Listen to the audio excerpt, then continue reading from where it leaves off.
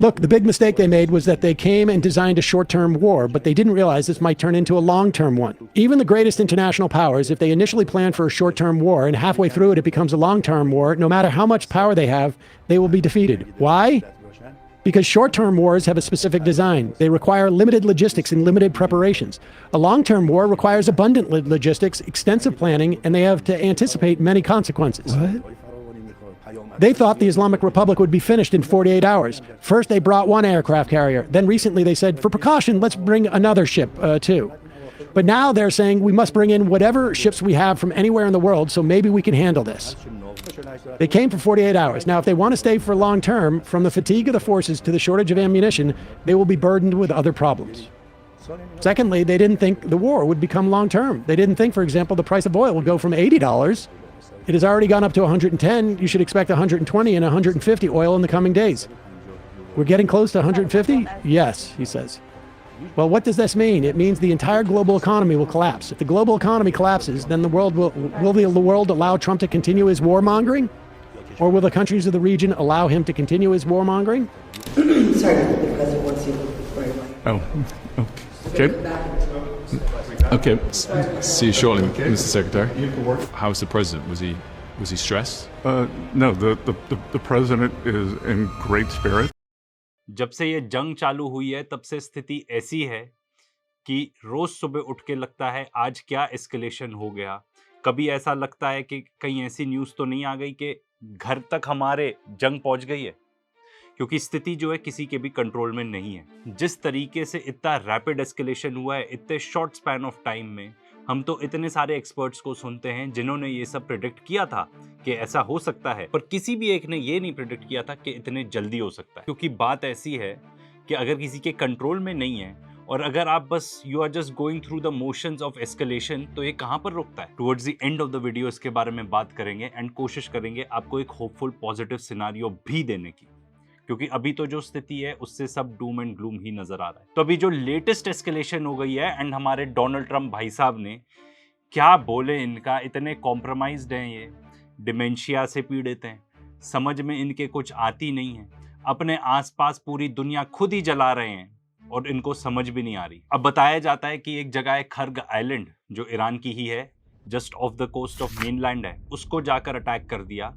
ये word use कर रहे हैं कि हमने ओब्लिटरेट कर दिया। हमें पता है ओब्लिटरेट शब्द का मतलब क्या होता है, आप पहले भी यूज कर चुके हैं। इसकी खास बात यह है that according to Reuters 90% of Iran की जितनी भी ऑयल शिपमेंट्स है, जितना भी वो एक्सपोर्ट करते हैं, वो इसी आइलैंड के थ्रू होता है। ट्रंप का क्या कहना, ये तो अपने ट्वीट्स पर ही, जो ट्रूथ सोशल पर ही वॉर लड़ते रहते हैं। असली में तो इनको कुछ खबर है नहीं कि वॉर कैसा होता है, क्योंकि इन्होंने कभी वॉर लड़ी नहीं है। बस आदेश देते रहते हैं, ये कर दो, वो कर दो, यहाँ तबाही मचा दो, वहाँ तबाही मचा दो। तो आज इन्होंने तबाही मचाई है खर्ग आइलैंड पर, जहाँ पे ये बता रहे हैं कि ईरानियन मिलिट्री टारगेट्स को हमने टारगेट किया गया है, और एक बहुत बड़ी वार्निंग भी दी है कि अगर आप स्ट्रेट ऑफ हॉर्मूज को नहीं खोलोगे, वहाँ से शिप का ट्रैफिक नहीं अलाउ करोगे, तो अब हम आपकी ऑयल फैसिलिटीज़ को टारगेट करेंगे, यहाँ पे उनको फोड़ देंगे। तो सबसे पहले तो ट्रंप भाई साहब ये बता दें, आपको कोई भी मिलिट्री एक्सपर्ट बताएगा एंड हम उन लोगों की बात सुनते हैं, किसी भी एक स्ट्राइक से ओब्लिटरेट नहीं हो सकता कुछ भी, किसी भी एक एयर स्ट्राइक से सब कुछ डिस्ट्रॉय नहीं हो सकता। क्या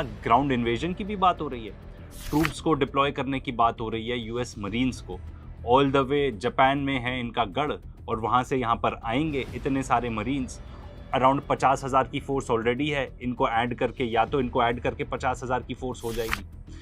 एंड प्लान ये हो सकता है कि जो खर्ग आइलैंड है इसको इन्वेड किया जाए। इसके अलावा 2 और आइलैंड्स को इन्वेड करने की खबर है, Kish island and Abu Musa island. भाई मेरा इसमें सवाल ये है कि आज के डेट में इतनी ज़्यादा सर्वेलेंस है, ऊपर से आप सब देख सकते हैं, कैसे लाया जाएगा इन ट्रूप्स को। अगर ये ट्रूप्स आ भी गए, किसी तरह पहुंचने भी वाले हों वहाँ पर, मैं तो कहता हूँ इन्वेड भी कर ले, कैसे सस्टेन करेंगे। कैसे इन्वेड करना एक बात है एंड वहाँ पर अपना डेरा जमाए रखना, उसको कैप्चर्ड रखना दूसरी बात है। इससे एक बात बहुत क्लियर है कि कोई चांस नहीं है कि ये वॉर रुकने वाला है। सवाल तो ये उठता है, क्या ये सब प्लान था, या are they just thinking about it now कि भाई अब जाके हमें क्या करना है, अब सोच रहे हैं सब। क्योंकि ये जो शतरंज का खेल चल रहा है, ये जो वॉर चल रहा है, इसमें एक बात तो क्लियर है कि ईरान ने सारे मूव पहले ही सोच रखे हैं, कि अगर ये होगा तो मैं ये करूँगा, आप हमारे बैंक को फोड़ोगे तो हम आपके जो फाइनेंशियल इंस्टीट्यूट्स हैं उनको टारगेट करेंगे, आप हमें अटैक करोगे हम आपके सारे बेसिस पर अटैक करेंगे, हम आपके रेडार्स को ख़त्म कर देंगे, आपकी एम्बेसीज पर अटैक करेंगे, आपको यहाँ से बाहर निकाल देंगे। एंड जहाँ पे ये ग्राउंड इन्वेजन की बात है, सब एक्सपर्ट्स कह रहे हैं कि बहुत ही बुरा आइडिया है, बहुत ही बुरा, इतने ज़्यादा इसमें लॉजिस्टिकल चैलेंजेस हैं। क्या होगा इन मरीन्स का अगर ये अटैक करने भी जाते हैं? क्या ईरान ने इसकी तैयारी नहीं की होगी? उनके जो वीक पॉइंट्स हैं ऐसा लगता है उन्हें तो पहले ही पता थे। तो क्या इन्होंने जो off the coast of Iran, क्या उन्होंने वहाँ पे ड्रोन्स नहीं तैनात कर रखे होंगे? क्या उन्होंने वहाँ पे एंटी शिप मिसाइल्स, क्या उन्होंने वहाँ पे मिसाइल्स नहीं तैनात कर रखी होंगी इसी चीज़ को एंटिसिपेट करते हुए? तो रीज़न क्या बताया जा रहा है यहाँ पे ग्राउंड ट्रूप्स ले जाने का? वो ये है कि यहाँ से major oil and gas export होता है। एंड एक और जो जगह बात कर रहे हैं इन्वेड करने की, वहाँ पे भी ईरान का मेजर हब है for export of oil and gas. तो भाई अगर हम उनके इन इलाकों को कैप्चर कर लेंगे तो ईरान पैसे कैसे कमाएगा? एक और चीज़ जो डोनाल्ड ट्रंप ने बोली कि भाई अभी हमने नहीं किया, पर आपके जो ऑयल डिपो हैं उसको भी हम फोड़ देंगे, वहाँ पे आप एक्सपोर्ट ही नहीं कर पाओगे ऑयल। तो भाई मेरा इसमें सवाल है कि टिट फॉर टैट चल रहा है, एस्केलेट हमेशा यूनाइटेड स्टेट्स और इजराइल कर रहे हैं, तो क्या ईरान शांत बैठा रहेगा? वो नहीं अटैक करेगा आसपास जितनी भी ऑयल फैसिलिटीज हैं उनको? एज अ रिजल्ट क्या होगा? ऑयल का प्राइस कहाँ चले जाएगा? अरे ऑयल प्राइस तो छोड़ो, सप्लाई इतनी लिमिटेड हो जाएगी, इतनी लिमिटेड हो जाएगी दैट ग्लोबल कोलैप्स होना तय है। आईआरजीसी ने रिस्पॉन्ड भी किया है, उन्होंने बताया है कि स्ट्राइक्स हुई थी, कुछ कुछ डैमेज हुआ है, बट क्लियरली जैसे कि हमने आपको बताया एक ही स्ट्राइक में सब कुछ खत्म हो जाए ऐसा पॉसिबल ही नहीं है। एंड उसके बाद उन्होंने ये भी बोल दिया कि अगर हमारी ऑयल फैसिलिटीज़ हिट होती हैं खर्ग आइलैंड में, तो उसके बाद हम जितनी भी ऑयल फैसिलिटीज़ हैं, इंस्टॉलेशन हैं रीजन में, जो कहीं ना कहीं किसी भी तरीके से अमेरिकन से रिलेटेड हैं इन एनी वे शेप और फॉर्म, ऐसा वो कह रहे हैं, हम उसको आग लगा देंगे, उनको ख़त्म कर देंगे। भाई मुझे तो इसी चीज़ की बेचैनी हो रही है कि मंडे को जब हम उठेंगे और मार्केट्स देखेंगे तो ऑयल प्राइसेस का क्या हुआ होगा। इसीलिए मैं कह रहा हूँ कि ये चीज़ किसी के कंट्रोल में नहीं है, डोनाल्ड ट्रंप के कंट्रोल में तो बिल्कुल भी नहीं है। सोनार 21 I would definitely recommend checkout करना। ये है लैरी जॉनसन का पेज जो कि है XCI। तो उन्होंने आके क्लियरली बताया है कि भाई all of this is bark, मतलब ये सिर्फ भौंक रहा है ट्रंप, इसकी औकात नहीं है, I want to use this word, इसकी औकात नहीं है ये सब करने की, ऐसा वो कहना चाह रहे हैं। तो लैरी जॉनसन हमें क्या क्या बता रहे हैं, कौन सी रिफाइनरीज, कौन सी ऑयल फैसिलिटीज टारगेट हो सकती हैं। सबसे पहले सऊदी अरेबिया की जो largest marine oil loading centre है पूरी दुनिया का, तो ये सऊदी अरेबिया में 2 रिफाइनरी टारगेट हो सकती हैं, UAE में ये 2 रिफाइनरी टारगेट हो सकती हैं, कतर में 1, कुवैत में 1, बहरीन में। तो भाई जब ये सब रिफाइनरीज टारगेट होंगी and I would tell you decommission हो जाएंगी, कोई चांस नहीं है कि जब अमेरिका अपने बेसिस को नहीं बचा पाया तो क्या इन ऑयल रिफाइनरीज को बचा पाएगा। साथ में लैरी जॉनसन ये भी बता रहे हैं कि यहाँ पे जो मिलिट्री फैसिलिटीज को भी अटैक किया गया है, ये भले ही क्लेम कर रहे हैं कि उनको खत्म कर दिया है, ऐसा कुछ भी नहीं हुआ है। वहाँ के जो एयर डिफेंस तक हैं वो भी अभी तक एक्टिव है। तो मेरे ख्याल से तो ऐसा कुछ करना सुइसाइड मिशन से कम नहीं होगा डोनाल्ड ट्रंप के लिए, क्योंकि अगर कुछ ऐसा होता है तो भाई रेस्ट अश्योर्ड दुनिया की इकोनॉमी एकदम से ही खड्डे में चली जाएगी, एकदम से। तो आज के डेट में जितने भी वर्ल्ड लीडर्स हैं क्या कर रहे होंगे, ट्रंप के ऊपर इतना ज़्यादा प्रेशर डाल रहे होंगे, एंड नेतन्याहू के ऊपर। वैसे नेतन्याहू जिंदा है कि नहीं पता नहीं, पर उसके बारे में बात करेंगे कि भाई क्या कर दिया आपने, तुमने फालतू का हम लोग को, पूरी दुनिया को दांव पे लगा दिया तुमने, बेवकूफ़ तो कोई उसको बोल नहीं पा रहा होगा, पर हम कह सकते हैं उसको, ठीक है। एंड ईरान से क्या बात चल रही होगी, देखो स्ट्रेट ऑफ हॉर्मूज ईरान के लिए मेक और ब्रेक है। यहाँ पे ईरान के पास इतना ज़्यादा लेवरेज है, पूरी दुनिया के ऊपर बहुत ज़्यादा लेवरेज है। मतलब यूरोपियन देश फ्रांस और इटली वो ईरान के साथ बात कर रहे हैं कि भाई हमारे जो टैंकर्स हैं उनको प्लीज़ जाने दो। तो ईरान क्या बोलेगा, नेगोशिएट करेगा, ठीक है अगर आप ऐसा करना चाहते हो तो ये करो। वैसे वो एक चीज़ तो सबसे सही चीज़ बोल चुके हैं कि भाई अगर आपको चाहिए कि भाई आपके यहाँ से टैंकर्स जा पाए तो इजराइल और अमेरिका की जो एम्बेसीज हैं आपके देश से उनको निकाल दो, ठीक है। तो भाई ये तो स्टार्टिंग पॉइंट होगा कॉन्वर्सेशन का, फिर इसके आगे कहाँ जाएगा ये तो देखना पड़ेगा। इसके इफेक्ट्स पूरी दुनिया में फील हो रहे हैं स्ट्रेट ऑफ हॉर्मूज के।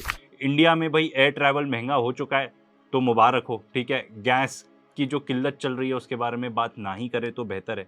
वैसे हम कोशिश करते हैं कि आपको जो भी इन्फॉर्मेशन दे, लेटेस्ट इन्फॉर्मेशन दे, रिपीट ना करें। एंड इनफैक्ट वॉर के ऊपर तो हम रोज़ ही वीडियो डाल रहे हैं, तो उसको ज़रूर चेकआउट करना, आपको और थरो अंडरस्टैंडिंग आ जाएगी कि एग्जैक्टली हम कहाँ पे हैं, क्यों हैं, कैसे। तो जहाँ तक इंडिया की बात है, इंडियन गवर्नमेंट से क्लेम आया था कि भाई हमारी बात हो गई है ईरानियन से, वो हमारे टैंकर्स को अलाउ करेंगे। इमीडिएटली ईरान का फैक्ट चेक आ जाता है कि भाई ऐसी कोई भी बात नहीं हुई है, ठीक है, एंड कोई भी ऐसी डील नहीं हुई है। एक खबर ये भी थी कि एक टैंकर वहाँ से निकला था जो कि इंडिया की तरफ आया है स्ट्रेट ऑफ हॉर्मूज से, तो इंडियन गवर्नमेंट ने कंफर्म किया कि नहीं, ऐसा नहीं था, वो स्ट्रेट ऑफ हॉर्मूज क्रॉस करके नहीं आया, एंड कोई भी डील अभी ईरान से नहीं हुई है। एंड इनफैक्ट उन्होंने तो ये भी बोला कि ये जो टैंकर है ये तो कहीं अफ्रीका जा रहा था। One question to the MEA, as Mr. Rajesh Sinha ji said, one oil tanker of India has moved. Does it indicate some sort of an arrangement we have got on safe passage? ये जो आपको मैंने बताया, जो oil tanker जब प्रकाश है, ये Hormuz के ईस्ट में था, so it doesn't have to cross the Hormuz to go. It is actually lying at the east. और ये इंडिया नहीं आ रहा है, ये अफ्रीकन किसी कंट्री में is carrying gasoline वगैरह, कुछ एयर गैस वगैरह लेके जा रहा है, going to अफ्रीका। सवाल तो ये उठता है कि ईरान इंडिया को क्या डील ऑफर कर सकता है, क्यों करेगा। इंटरनेशनल एक्सपर्ट्स जितने भी हैं इसके बारे में ही बात कर रहे हैं, हमारी पॉलिसी को क्रिटिसाइज कर रहे हैं। एंड सवाल तो ये है कि हम क्या ऑफर कर सकते हैं ईरान को, स्पेशली क्योंकि हमने तो होल हार्टेडली अपना सपोर्ट जताया है टुवर्ड्स इजराइल। एंड उन्होंने तो ये बात क्लियरली बोली है कि चाहे आपका अमेरिकन टैंकर हो, इजरायली टैंकर हो, या इन दोनों से अगर आप क्लोज एलाइज हो तो आपका टैंकर तो बिल्कुल नहीं निकलेगा। सिंपल बात है, दुनिया को अब पता चल गया है कि स्ट्रेट ऑफ हॉर्मूज को आप बाय फोर्स ओपन नहीं करा सकते। उनके पास ड्रोन्स हैं, ठीक है, अंडर वाटर ड्रोन्स, शहीद ड्रोन्स तो हैं ही हैं, एक अंडर वाटर ड्रोन्स हैं, उनके पास छोटी छोटी सबमरीन्स हैं, बहुत ही फास्ट बोट्स हैं जिनके थ्रू वो एंटी शिप मिसाइल्स फायर कर सकते हैं। एंड ये सारी चीज़ें सुपर फास्ट हैं। ये एकदम बहुत बड़ी नेवी नहीं है, बट उनको ये काम करने के लिए नेवी की ज़रूरत भी नहीं है। यहाँ पे अमेरिका के और नुकसान हो रहे हैं। इनके 5 एयरफोर्स रिफ्यूलिंग प्लेन्स हैं जो कि सऊदी अरेबिया में थे, उनको ईरानियन स्ट्राइक ने यू कांट से डिस्ट्रॉय कर दिया है, बट डीकमीशन तो कर ही दिया है। इकोनॉमिक पेन इतना ज़्यादा है कि अब जो वर्ल्ड का सबसे बड़ा एसेट मैनेजर है ब्लैक रॉक, ये इतने एसेट मैनेज करता है कि अगर आप इसके एसेट्स को बाकी देशों के जीडीपी के से कंपेयर करोगे तो this could be like number 2 और number 3 in terms of country. Black rock ने लिमिट कर दिए हैं विड्रॉल्स, मतलब बहुत सारे लोग पहुंच गए कि भाई हमारे पैसे दो। 1.2 बिलियन डॉलर्स वर्थ के लोग अपना विड्रॉल करने पहुंच गए, जिसमें से इन्होंने 620 मिलियन ही लोगों को पे आउट किया। एंड कौन से फंड से, जो इनका फ्लैगशिप डेट फंड है, मतलब यू कुड से इनका जो बेस्ट परफॉर्मिंग डेट फंड है, उसमें लोग पहुंच गए, लोग विड्रॉ करने अपने पैसे। एंड ये कह रहे हैं कि नहीं, हम नहीं दे सकते आपको पैसे, क्योंकि इनके पास भी क्या कोई लिक्विडिटी क्राइसिस हो रहा है। अगर ब्लैक रॉक में लिक्विडिटी क्राइसिस है तो भाई आप इमेजिन कर सकते हो कि ये, मतलब ये कैसे कह सकते हैं, एक ताश के पत्ते हैं, एक गिरा तो cut cut cut cut cut cut cut करके बहुत सारे गिरेंगे। एंड 2008 में जब फाइनेंशियल क्राइसिस हुआ था, जो मॉर्गेज बैक्ड सिक्योरिटीज थी, तब इट वाज लाइक डोमिनोज, एक गिरा तो सब कट कट कट कट करके नीचे गिर रहे हैं। And this could very well happen. You could say कि इससे रिलेटेड न्यूज है या नहीं है। जो जर्मनी के चांसलर है Merz, he used to work in BlackRock, and उन्होंने बोल दिया कि भाई हमें कुछ नहीं लेना देना ईरान के वॉर से, हमें अकेला छोड़ दो। मैंने तो वैसे ही जर्मनी की इकोनॉमी को वैसे ही डुबो दिया है। अमेरिकन के बातों में आके जर्मनी की जो इंडस्ट्री है वही ऑलमोस्ट रिसेशन में चली गई है। जर्मनी की economy, they can't afford it at all. तो ऑलरेडी पूरी दुनिया, वर्ल्ड इकोनॉमी काफ़ी फ्रैजाइल थी, काफ़ी वीक थी। एंड अगर अमेरिकन की बात करें तो और नुकसान हो रहा है। इनकी जो यूएस एम्बेसी है बगदाद के अंदर, उसको टारगेट किया जा रहा है। इसराइल की हालत देखें तो इतनी ज़्यादा खस्ता है, इतनी ज़्यादा खस्ता कि अब तो हिजबुल्ला और ईरान मिलके कोऑर्डिनेटेड अटैक्स कर रहे हैं।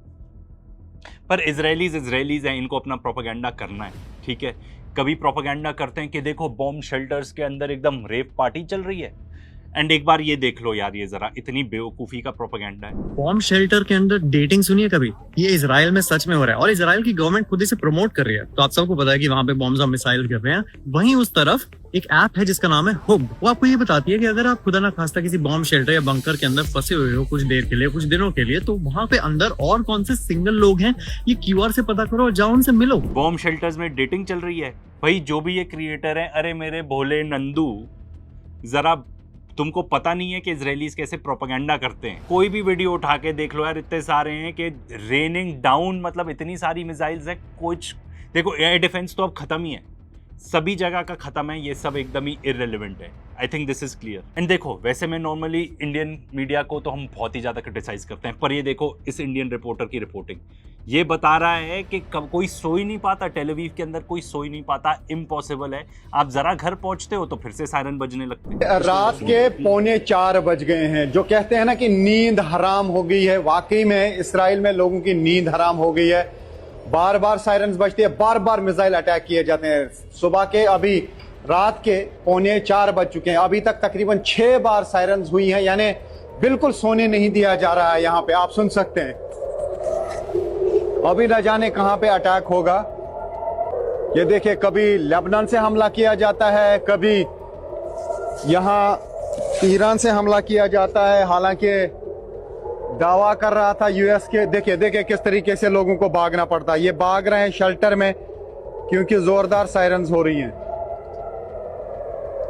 ये देखिए लोग निकल रहे हैं घरों से, सायरन बज रही है। और मैं तो साफ कहूंगा कि इसराइल में लोगों की वाकई में नींद हराम हुई है, क्योंकि 6-7 बार अभी तक सायरन बज चुकी है और बार बार सायरन बजती है, यानी बार बार हमले किए जा रहे हैं और लोगों को सोने नहीं दिया जा रहा है।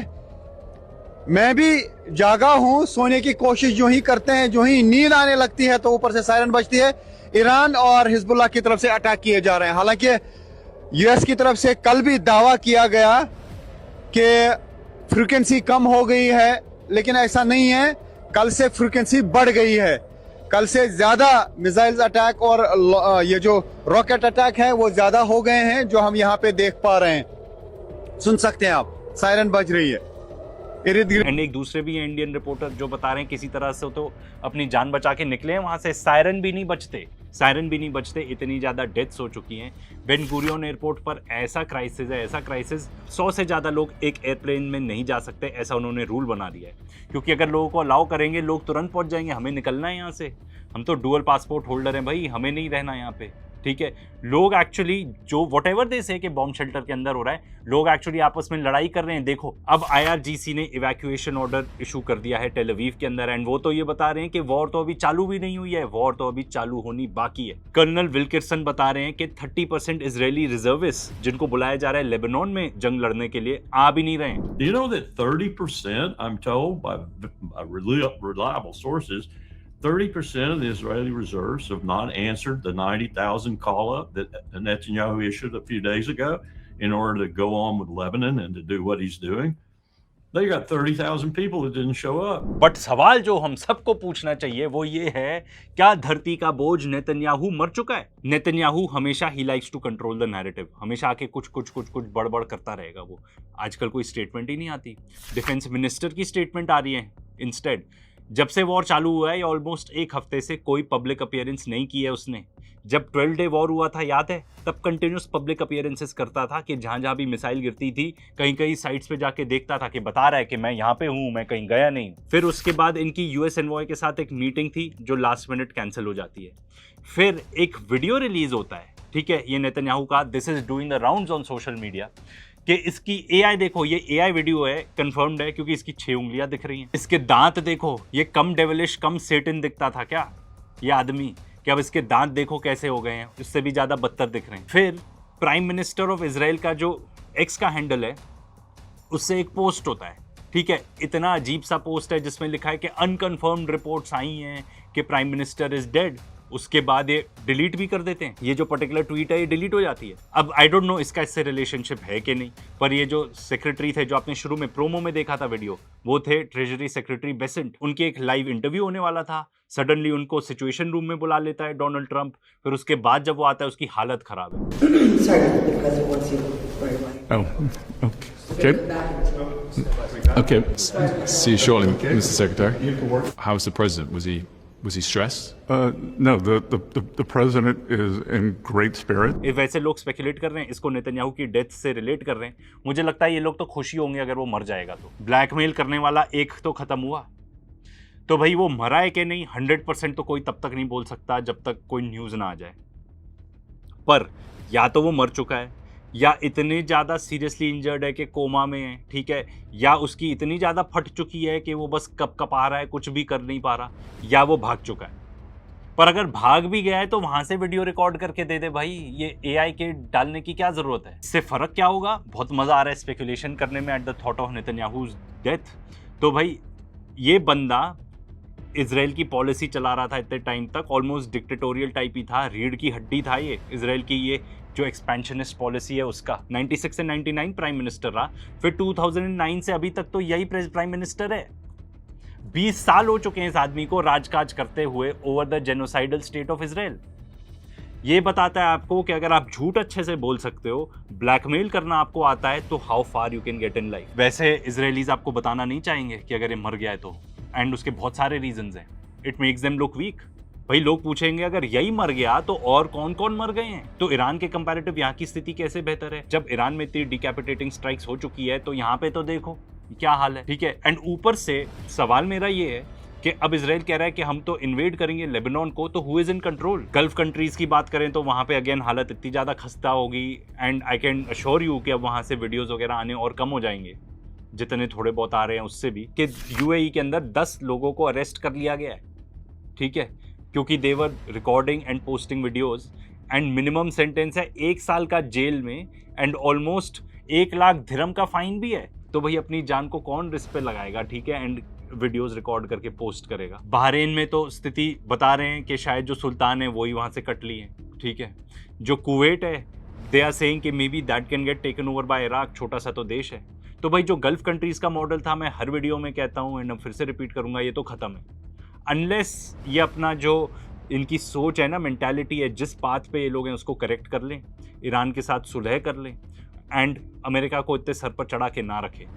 आपके पास फाइनेंशियल लेवरेज है, उसको यूज़ कीजिए, बॉन्ड्स को बेचिए, वहाँ पे शेयर्स वगैरह को बेचिए। ट्रम्प को बोलो कि अगर तूने ये अभी नहीं ख़त्म किया तो हम सब कुछ बेच डालेंगे, तेरी इकोनॉमी क्रैश करा देंगे। आपने देखा कि गल्फ कंट्रीज़ में, इजराइल में क्या स्थिति है, ईरान में ये स्थिति है।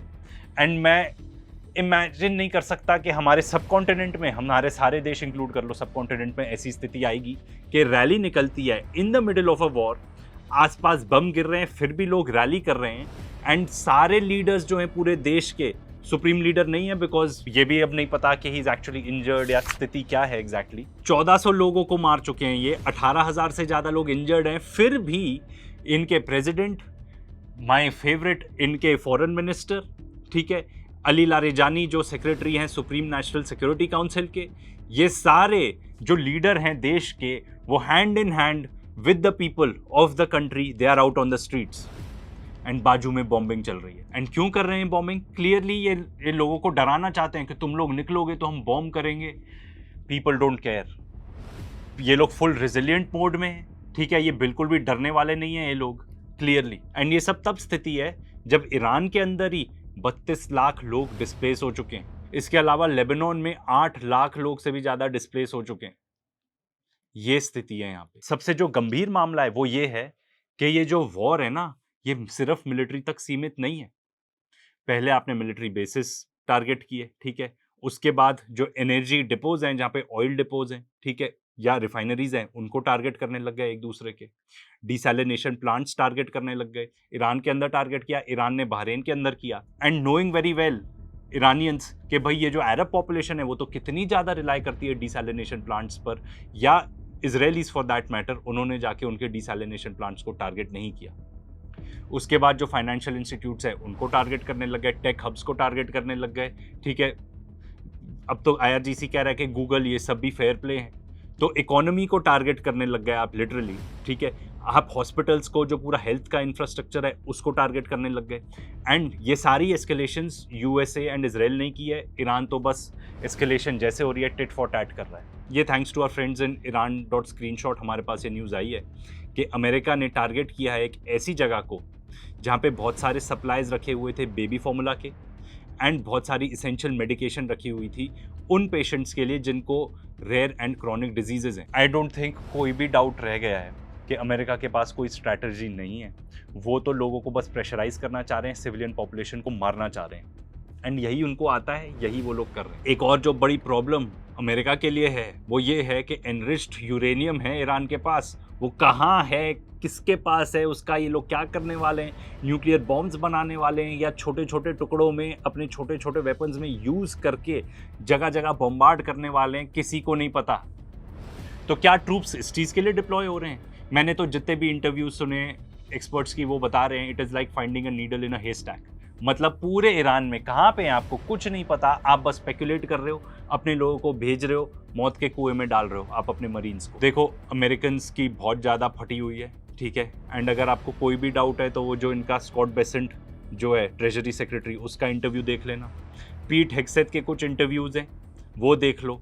इनको पता भी नहीं है जवाब क्या देना है। They are in panic mode, बहुत ज़्यादा डरे हुए हैं ये लोग, एंड स्पेशली क्योंकि ये लोग जानते हैं कि भाई अगर ठीक है दुनिया तबाह नहीं भी करनी, क्योंकि जिस तरीके से एस्केलेशन लैडर हो चढ़े जा रहे हैं इतने फटाफट, इनको कोई ऑफ रैंप नहीं मिलने वाला। अगर ऑफ रैंप लेते भी हैं तो पॉलिटिकल करियर खराब हो जाएंगे इनके, ख़त्म ही हो जाएंगे।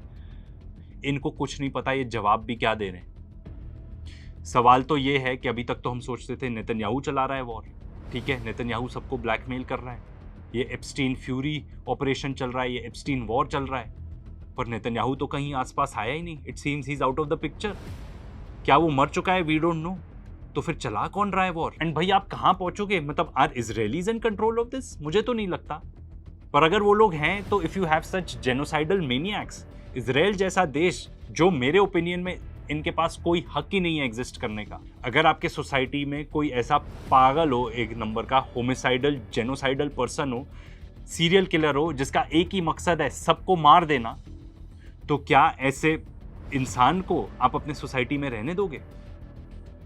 नहीं, क्योंकि जिस तरीके का इजराइल का बिहेवियर है ऐसा लगता है तो सबको खत्म ही कर देना चाहते हैं। क्या इजरायलीज कंट्रोल में है? मुझे तो नहीं लगता। या सिर्फ ये ऑटोमेटिक एस्केलेशन लैडर हम चढ़े जा रहे हैं क्योंकि वॉर गेमिंग सिनारियोज ये कहते हैं कि भाई ये होगा तो ये होगा, इसके बाद भी नहीं वॉर खत्म हुआ तो फिर ये होगा, फिर हम उनके लोगों को टारगेट करने लगेंगे, ठीक है, उनकी ऑयल फैसिलिटीज को टारगेट करने लगेंगे, फिर भी नहीं हुआ तो हम जाके उनको कब्जा लेंगे, अगर हम कब्जा भी नहीं पाए, हम we are out of options, तो फिर वॉर गेमिंग सिनारियो में एंड में क्या होता है? वैसे लैरी जॉनसन ने हमारे लिए कुछ वॉर गेमिंग की हुई है, सोनार 21, इनको जरूर जाके चेकआउट करना। मे बी किसी और वीडियो में हम इसको डिस्कस कर सकते हैं, बट आप इनका सबस्टैक भी जाके चेकआउट कर लो, बिकॉज हम इनकी काफी रेफरेंसेस यूज करते हैं and I am a fan of him. पर ये बताते हैं एक चीज जो मुझे समझ में आई इनके सारे वॉर गेम के सिनारियो पढ़ के, कि जो हमारे लिए दुनिया के लिए बेस्ट के सिनारियो है तो वो ये है कि ईरान एक न्यूक्लियर बॉम्ब बना ले, क्योंकि इजराइल के अगेंस्ट यही एक डेटरेंट है जो काम करेगा।